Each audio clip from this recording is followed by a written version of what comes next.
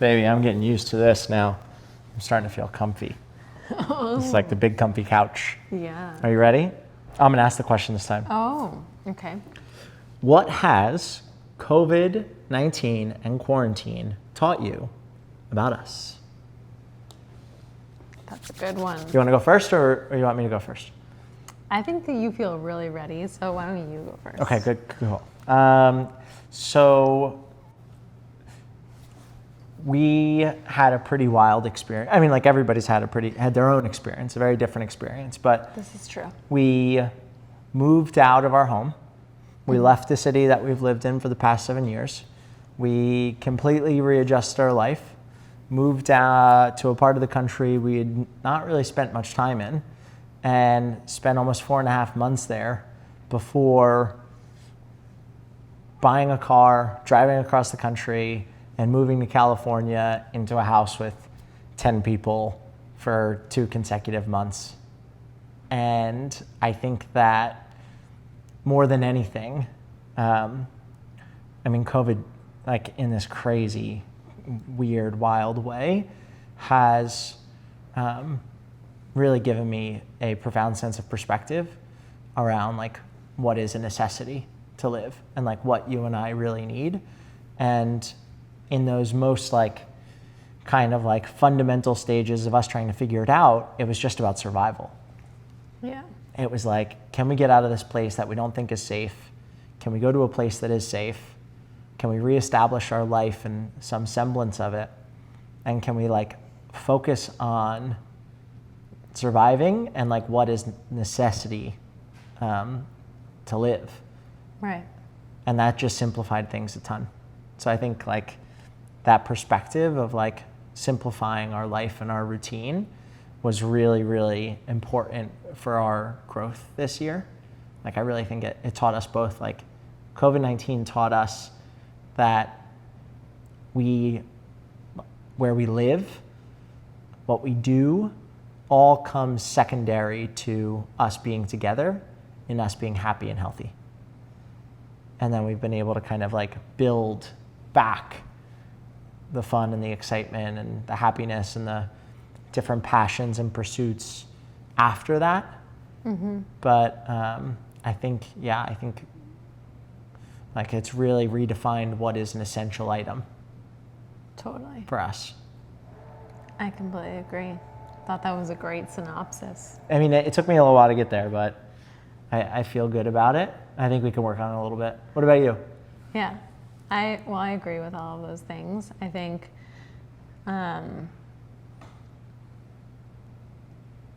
adding to that, because all of those things are true, we definitely did learn. We did. What is essential. Oh, we did. And we definitely did buy a car. Equinox memberships, not essential. Right. Right? Despite how great smelling the eucalyptus towels are. True. Like, you know. Or the free lotion. Yes, the free lotion was great, but like not essential. But it wasn't really free. All of those things were non-essential items. Like, all of them. Totally. And the things that brought us the most happiness were just like, at the end of the day, space and peace of mind and our health. I think it also redefined it forced us to take a step back and understand that it just discombobulated everything in terms of what we thought we knew we wanted and what we thought we knew was like the future of what we were doing. Not that we don't have like a ton of future conversations, but when we do, I think we've talked about how we always thought that we would be in New York and forever. Yeah, and like always have a place there. And I think what this really did was broaden our eyes to think about finding places and things about different spaces that we like outside of just defaulting to New York. Mm-hmm. And I think that was a really interesting discovery for us. And then I also think I'm like super ready to move to South Carolina. I'm not. Yeah. But it was great. Yeah. It was great while it lasted. Yeah. Another thing is I think we can use this as a learning experience or like a moment to realize like for me, I feel like there was so much, I'm having a really hard time getting my words out. It's okay. But what I really want to say is that looking back at all of the stuff leading up to COVID and quarantine and a truly something that no one could have like Ever predicted forecasted, yep. or forecasted Yep. happening when it did, Yep. and how it could impact the world. I really think that it's interesting to think about how, sorry, I look other places It's when okay. I think. I just like looking into your eyes. I know, I look other places Yes. when I think because I'm trying to gather the thoughts and Cool. spew them out. Please continue. Okay, thank you. Yeah. So leading up to that, you couldn't prepare for it, but thinking back on the time frame leading up to it and our experiences and the growth in our relationship, as well as like our personal growth, I think really set us up for not success, but like to take on this new challenge, this completely unforeseen challenge. And I think oftentimes, you know, I'm not someone who likes to like look at the past too much, but I do like to evaluate my growth and evaluate how that can be used to face what I'm currently facing. And I think it's a really great opportunity to recognize that no matter what we experience in life, to appreciate kind of all of the little mini things that have come together to prepare you for any moment in your life. Yeah. Because you can't predict anything. Everything in your life can change from anything that goes on in the world. This one just so happened to be like a massive one that everyone in the universe like had to experience in different ways. But it's a really incredible thing to think about. Yeah. Just recognizing that no matter what, along the way you are experiencing little moments of growth that will prepare you for something else that will come along. For sure. Like think moving that's in cool. and out of your apartment in New York City prepares you for like 85% of life.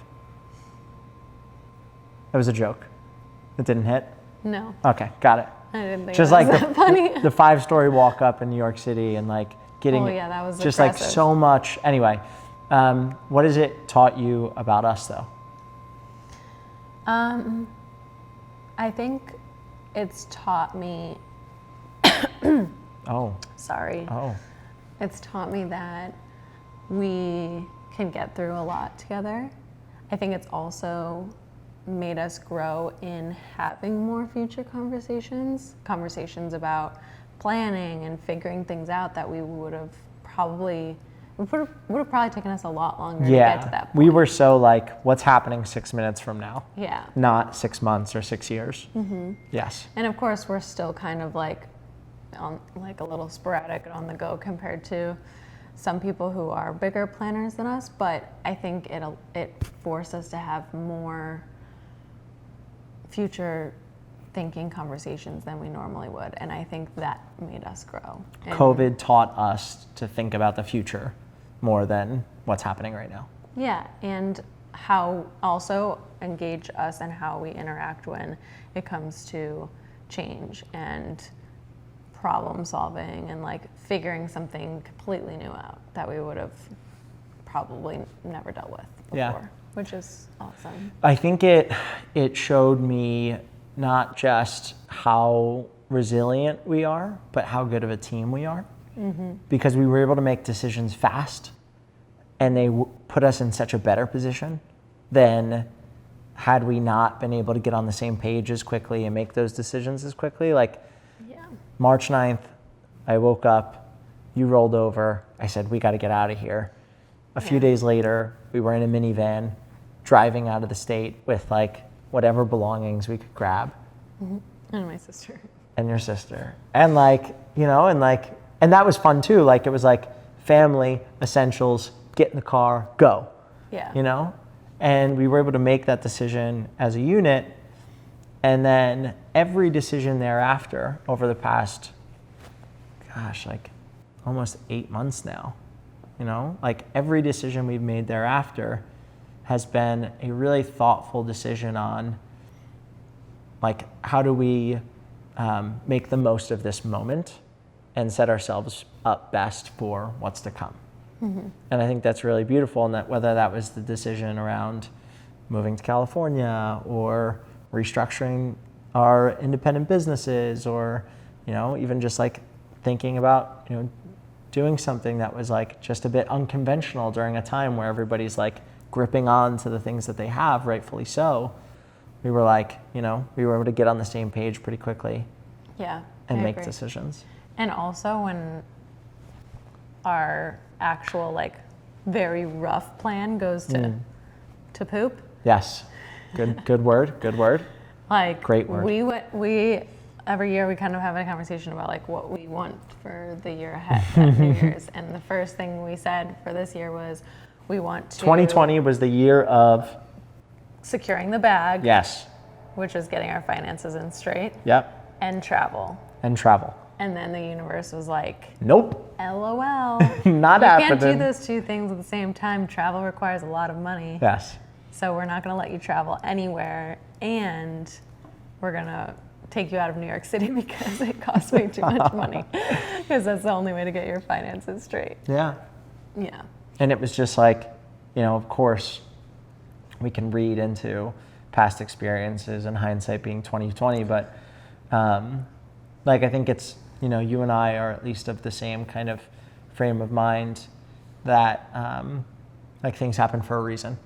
Yeah. More than anything, like things happen for a reason, and you can either lean into things when they happen and make decisions and react and kind of adjust based on the circumstance, and that's how we act, as opposed to being like, shucks, like can't believe this is happening to me. Everything's ruined. Why? Now. Yes.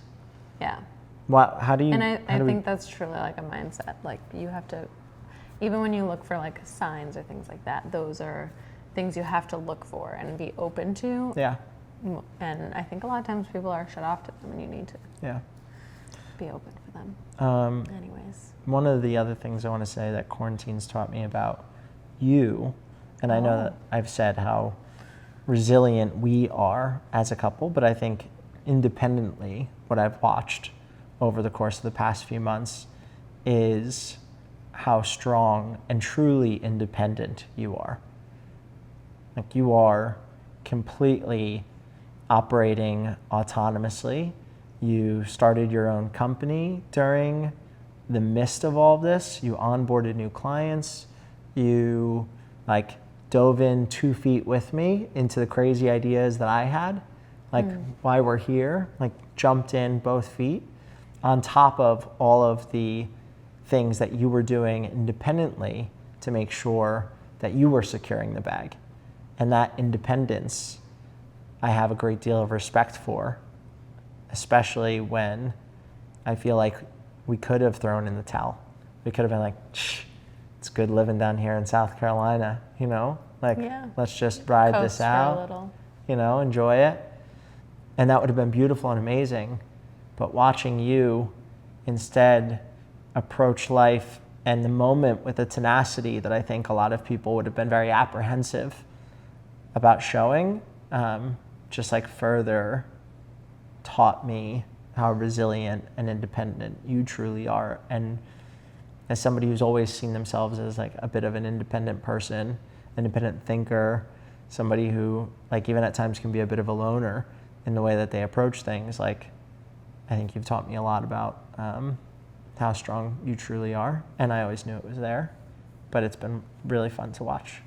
Thanks, baby. That was very nice. Thanks. Yeah, I feel like we kind of both went into a little bit of like different areas when we first went to South Carolina. Like I was like, oh my gosh, I need to get things together or else I might be like and I was not like in a good spot. meditating, journaling, doing a morning routine, stretching. But that's something that I had previously worked on, and you kind of were focused on work and everything, and you needed to kind of be pulled out of that environment in order for you to focus on some inner work. Yeah. Which I thought was really beautiful to see you do, even though part of me was like, gosh, I wish I was doing that right now, but I also was in like a very much like I must survive kind of mode. Yeah. And I think that that's really awesome that you were able to find another aspect of like your own personal practice and what I truly think is an essential of life as well. And sometimes I think you put that aside for the ambitions and the motivation that you have to achieve certain goals you have for yourself. And I think it was great to see you develop and grow that part of you more. Thanks, babe. You know, the craziest part about all this is it's not over. You Yeah. know, like we're entering into lockdown too. Yeah, I know. And it's like, it's very serious. Yeah. It's, you know, it's. I know, I'm smiling. I know. It's not really smiling. And Worth.